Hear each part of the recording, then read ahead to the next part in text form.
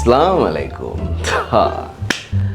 তুফান, তুফানের press meeting হয়েছে। 4 দিন বাকি। ইতিহাসে স্বর্ণাক্ষরে লেখা থাকবো যে সিনেমা সে তুফান রিলিজে। আর 4 দিন বাকি।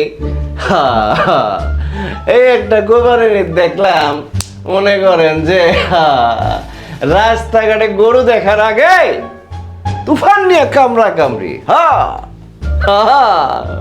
প্রেস মিটটা দেখা আসে। আরে বাবা, তুফান দেখুন কি, তুফানের প্রেস মিটিং দেখাই তো একটা সিনেমা দেখে বলাইছি। কি কামড়া কামড়ি লাগছে কোন তো, মনে হইতেছিল শাকিব খান, মিমি চক্রবর্তী বিদেশ থেকে আইছে, নাবিলা, চঞ্চল চৌধুরী, এমনকি রায়হান রাফিও, সব দর্শক। এখানে উত্তর দিতে হবে প্রযোজকরে, নানা রকম উত্তর। মনে করেন যে আপনাদের সিনেমা পারমিশন পাইছে কিনা, আপনি মানি লন্ডারিং করছেন কিনা, আর এরকম নানা রকম প্রশ্ন। তুফান নিয়ে কোনো প্রশ্ন দেখি না। এইটা নিয়ে মনে করেন যে কাজা লাগছে, সাংবাদিক মধ্যে এরকম শুরু করছে। পুরো মনে করেন যে তুফানের একটা প্রিকুয়াল দেখা বলাইছি। তাকে সামনে বসতে দেয়নি, বুঝছেন। আর উপস্থাপিকা মেয়েটা ছিল, সে নাকি সব প্রশ্ন করে বলাইছে। এটা তো কোনো নিয়ম হইতে পারে না। কামড়া কামড়ি তো চলতাছে। কিসের তুফান দেখো, কোরবানির মজা শুরু হয়ে গেছে। দেখেন, আমরা আগেই বলছিলাম যে তুফান সিনেমাটা অন্যরকম কিছু হবে। টাইটেল সং, তারপর আরেকটা গান যেটা উড়াদোড়া, তারপর টিজার, সব অন্যরকম হয়েছে। শাকিব খান অন্যরকম ভাবে হাজির হয়েছে। এখন দেখেন প্রেস মিটিংটাও এমন একটা প্রেস মিটিং হয়েছে, মনে করেন যে আমার মনে পড়ে না এরকম প্রেস মিটিং। ভাল লাগছে। মাইক নিয়েও কামড়া কামড়ি, মাইক নাকি দেয় না সাংবাদিক করে, সাংবাদিকরা খেপা গেছে। একটা শ্রেণী আর কি, বুঝছেন। আবার অন্য সাংবাদিকরা কি কইতেছে, খারাপ কথা কিন্তু বাইরে হয়েছে, সব শোনা গেছে। আমরা শুনছি, মানে শাকিব খান, আরো যারা আছে, মিমি চক্রবর্তী বিদেশ থেকে আইছে, সবাই শুনছে। অথচ দেখেন শাকিব খান তার কথা শুরুর আগেই তার মেন কথা ছিল, এবং চঞ্চল চৌধুরীও সাংবাদিকদের ধন্যবাদ জানাইছে, দেখছেন। জায়গা মতো লাভ হয়েছে কি, কামড়া কামড়ি চলছে। মনে করেন তুফান নিয়ে আলোচনা তেমন কিছু হয়েছে। প্রথমে হয়েছে যেটা উপস্থাপিকা জিজ্ঞেস করছে, তারা সবাই উত্তর দিছে, বড় করে জানাই দিছে, অনেক কিছু গোপন রাখছে। সাংবাদিকরা আবার কয়, এত গোপন রাখলে আমরা লেখম কি মিয়া, আইসে কেন।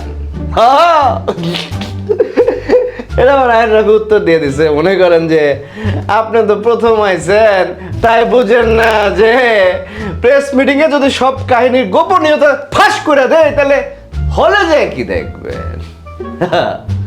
তবে ভালো যেটা লাগছে, শাকিব খান আগে বলছিলাম ঠান্ডা মাথার লোক, প্রতিটা কথা, প্রতিটা শব্দ চিন্তা ভাবনা কইরা কয়। নম্র, খুব ঠান্ডাভাবে, খুব সুন্দরভাবে কথা কয়। এত যে কামড়া কামড়ি প্রেস মিটিং মধ্যে চললো, শাকিব খানের মুখে কিন্তু হাসি।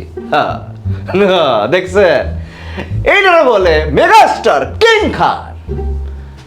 সদা হাস্যোজ্জ, তার হাসি মুখ থেকে সরে না।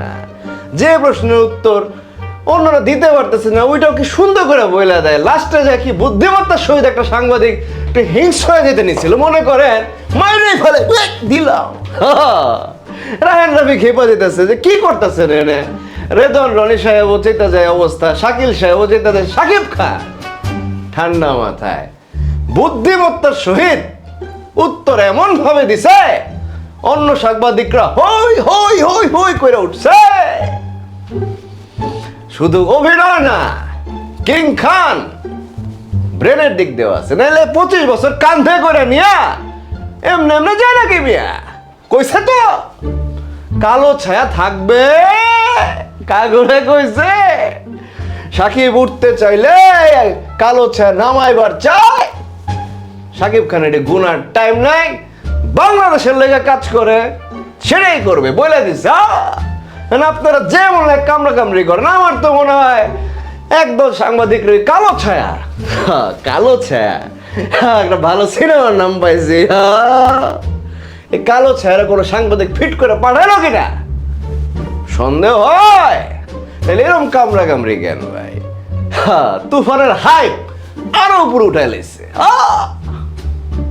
ভাল লাগছে। তবে একটা মজার ব্যাপার, যেটা রায়হান রাফি একটা ইঙ্গিত দিছে, এন্ড সিন। এন্ড সিনের চমক থাকবে, এমন কিছু থাকবে নাম লেখা শেষ হয়ে যাওয়ার পর চমক থাকবে। আমি আগে আইডিয়া করছিলাম, ওইটার জন্য সিনেমা হলে বারবার যায় দেখবেন কি চমক দিয়ে রাখছে রায়হান রাফি। আর শাকিব খানের প্রশংসায় পঞ্চমুখ, সারা বিশ্ব কাঁপে, মিমি চক্রবর্তীও কাঁপে। এক শাকিব খান একটা ব্র্যান্ড, সবাই মনে করেন মাথার উপর উঠে রাখতেছে। এখন বুঝা গেছে, সবাই যাকে ব্রেন আছে বুঝা গেছে কি জিনিস। কালো ছায়া নামাইবার পারবো না, সাংবাদিকরা কামড়ায় থামাইবার পারবো না। ভালো ভালো সাংবাদিকরাও আছে, আর আমরা তো আছি। তুফান 4 দিন পর রিলিজ, সব গোপনীয়তা করে ফাঁস হয়ে যাব। এত কামড়া কামড়ি, এত নিউজ, কালো ছায়াদের এত কথাবার্তা, সব মনে করেন এক ঘুষি দিয়া তুফান আসে। এরকমই হবে, সবাই অপেক্ষা করেন। ভিডিওটা দিতে অনেক রাত করে বলাইলাম, ক্ষমা করবেন। আর তুফানের জন্য শুভকামনা করে শেষ করতেছি। একমাত্র তুফান সিনেমার কারণেই সিনেমাটার নাম তুফান দেখাই প্রেস মিটিং এ এরকম হয়েছে। চিন্তা করেন তাহলে সিনেমা কি করতে পারে। সবাই সবার জন্য দোয়া করবেন। আল্লাহ হাফেজ।